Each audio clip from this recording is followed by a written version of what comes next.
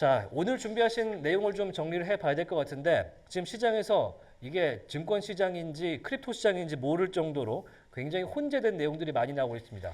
특히 우리나라에서도 스테이블 코인 이야기가 반복적으로 나오면서 뭐 K사, L사 엄청나게 주가들이 올랐었는데 오늘은 미국에서는 JP 모건이네요. JP 모건 제이미 다이먼 회장이 이게 폰지 사기다라고 이야기했던 거 아니겠습니까?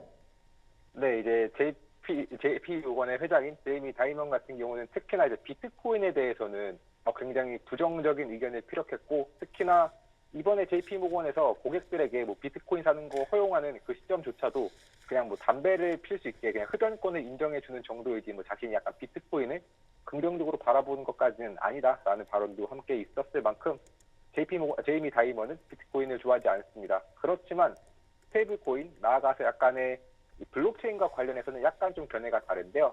우선 이번에 이 JP 모건이 이 스테이블 코인인 JPMD 상표 출원을 하면서 이렇게 스테이블 코인을 뭐 거래나 교환, 전송과 같은 시스템에 좀 사용하겠다라고 했고요.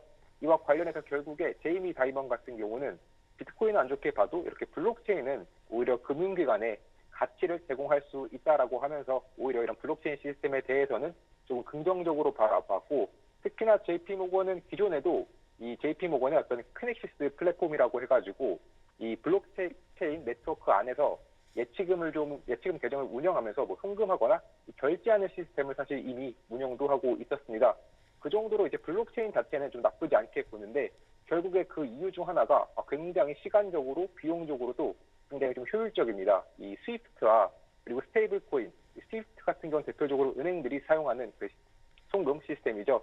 이 시스템을 사용할 경우에는 굉장히 스테이블 코인과 비교했을 때 스테이블 코인이 정말 압도적인 우위를 좀 많이 차지하는데, 예를 들어서 이제 뭐 거래 이런 비용 같은 것도 스위프트 시스템을 쓰면은 한 20달러에서 50달러 정도가 들지만 스테이블 코인을 쓰면 1달러도 들지 않습니다. 그리고 이 결제와 관련된 어떤 시간만 놓고 봐도 스위프트를 쓰면은 한 2일에서 5일 정도 걸리거든요. 하지만 스테이블 코인은 정말 거의 몇 초면 끝나고요. 또 이 거래 투명성이라고 해야 될까요? 물론 이 스위프트 자체가 막 엄청나게 투명도가 낮다 이런 건 아닌데, 이 스테이블 코인이 가지고 있는 이 온체인 트래킹 같은 경우는 워낙에 투명성이 높다 보니까 상대적으로 투명성조차도 이 스테이블 코인이 더 좋습니다. 마지막으로 그리고 이런 거래, 결제 송금 이런 거 시간 같은 것도 사실 스위프트 시스템 쓰면은 은행이 어쨌든 열려 있는 업무 시간이어야 이게 작동이 되지만, 스테이블 코인은 그냥 24시간 뭐 정말 24/7 가능하죠. 완전히 모든 면에서 스테이블 코인이 비용, 시간 편리성 측면에서 압도하는 측면이 있다 보니까 스테이블 코인 확실히 은행들도 좋아할 수밖에 없을 것 같고요. 또 당연히 정부는 사실 이번에 뭐 지니어스 법안 지금 상원에서도 결국 이후에 이제 투표 표결을 할 텐데, 최종적인 표결 전에 정부도 사실 이거 좋아할 수밖에 없습니다. 왜냐하면 이번에 또 뱅크 오브 아메리카에서 조사한 결과 국채 수요가, 특히 해외 외국인 수요가 굉장히 좀 줄어들고 있거든요. 그런데 이 테더만 봐도 테더가 계속해서 발행이 증가함에 따라 이 미국의 단기채 수요, 채권 수요가 함께 증가하고 있었습니다.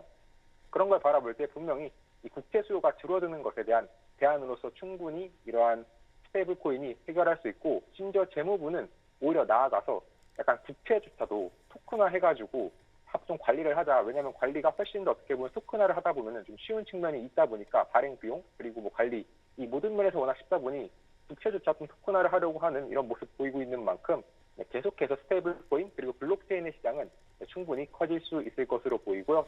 그러다 보니까 이제 이후에 있을 그 지니어스 상원에서 어떤 식으로 이 법안 이렇게 가결될 수 있을지도 계속해서 살펴보시면 좋을 것 같습니다.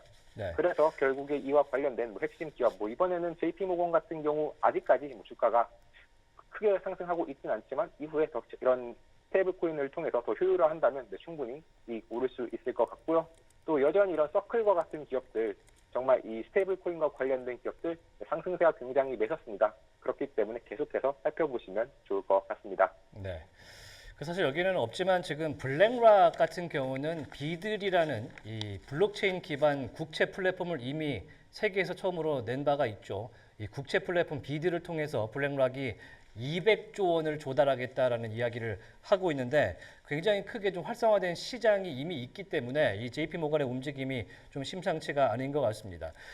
그런데 지금 제가 궁금한 거는 최근에 서클의 IPO 이후에 크립토 시장을 바라보는 이 증권 시장의 눈길이 상당히 좀 굉장히 하트 모양으로 좀 바뀌었다. 라는 느낌이 듭니다. 앞으로 만약에 이 서클을 비롯해서 뭐 제미나이 얘기도 나오고 있고요. 오늘 같은 경우는 지금 저스틴 선이 운영하고 있는 트론 같은 경우가 지금 상장한다라는 얘기가 나오는데 이런 주식들이 상장될 경우에 매력도는 어떻게 좀 판단할 수 있을까요? 네, 분명히 사실 매력도는 계속 특히나 모멘텀이라는 측면에서의 매력도는 굉장히 증가할 것으로 보입니다. 특히나 이번에 뭐 지금 트론 같은 경우도 곧 이제 우회 상장하려고 준비하고 있지만 뭐 서클 같은 경우도 지금 워낙 계속해서 좀 이익이 늘어날 가능성이 높다 보니까 굉장히 긍정적인데요.